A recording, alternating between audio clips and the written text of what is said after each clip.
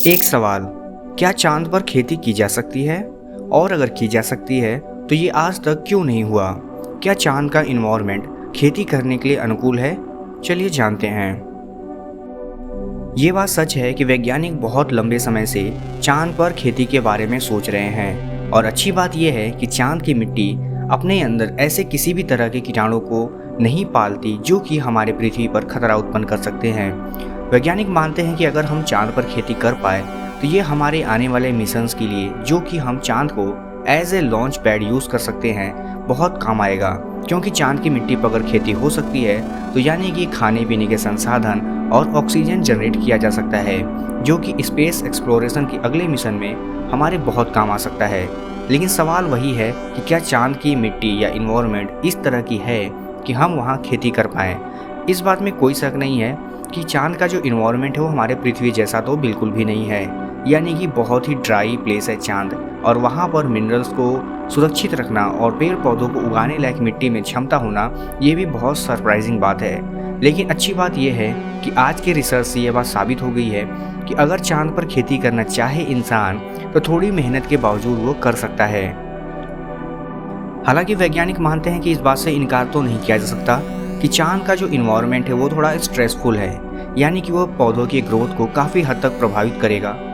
ऐसे माहौल में कोई भी पौधा जब जर्मिनेट होता है और उसका ग्रोथ होता है तो अमूमन पृथ्वी पर पाए जाने वाले किसी भी पौधे से उसका ग्रोथ थोड़ा डिफरेंट होता है, यानी कि साइज में छोटे होते हैं और भी बहुत सारे तरीक़ों से अलग हो सकते हैं।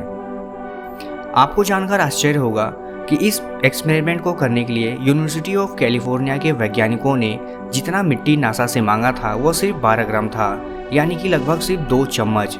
और इस मिट्टी को नासा को कलेक्ट करने के लिए अपोलो 12, 17 और 11 मिशंस के द्वारा कलेक्ट की गई मिट्टी का उपयोग किया गया था।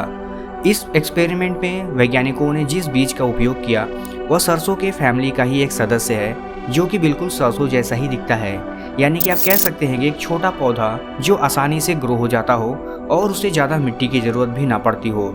इस तरह के पौधे का यूज़ किया गया और वैज्ञानिकों ने देखा कि यह सक्सेसफुली लगभग सारे बीज उग गए थे। इस एक्सपेरिमेंट की सफलता के बाद ये बात तो साफ हो गई कि चांद की मिट्टी भी हमारी पृथ्वी से बहुत ज़्यादा अलग नहीं है। अगर इंसान चाहे तो थोड़ी मेहनत के बाद वहाँ भी खेती कर सकता है।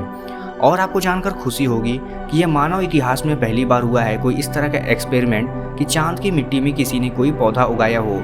अब वैज्ञानिकों को उम्मीद है कि इस तरह के एक्सपेरिमेंट की वजह से वो चांद के सरफेस पर आने वाले समय में खेती कर पाएंगे, ताकि ऑक्सीजन और फूड चांद पर ही पर्याप्त हो पाए।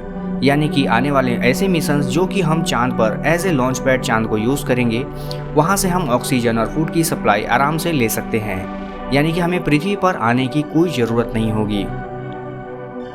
हालांकि वैज्ञानिक इस बात से आश्चर्यचकित नहीं है कि यहाँ पे जो चांद की मिट्टी है वो पौधे को बहुत अलग अलग तरीक़ों से रेस्पॉन्स करती है, यानी कि वहाँ की मिट्टी और इन्वायरमेंट हमारे पृथ्वी से अलग होने की वजह से उसका रेस्पॉन्स भी कुछ अलग हो सकता है, जो कि आश्चर्य की बात नहीं है। और ऐसा ही हुआ क्योंकि हमारी पृथ्वी की मिट्टी या किसी और ग्रह की मिट्टी चांद की मिट्टी से थोड़ा अलग तो है और वहाँ का वातावरण भी हमारे पृथ्वी जैसा नहीं है, इसलिए थोड़े बहुत डिफरेंस देखने को मिल सकते हैं। अब चाहे वो साइज के मैटर में हो या किसी और तरीके से, लेकिन फ़र्क तो पड़ता है। उम्मीद है आने वाले समय में वैज्ञानिकों को चांद के सरफेस पर खेती करने का मौका मिलेगा और चांद को as a launch pad for longer space mission के लिए यूज़ किया जा सकता है, ताकि स्पेस एक्सप्लोरेशन को और बेहतर ढंग से किया जा सके और उसकी लागत भी कम आए।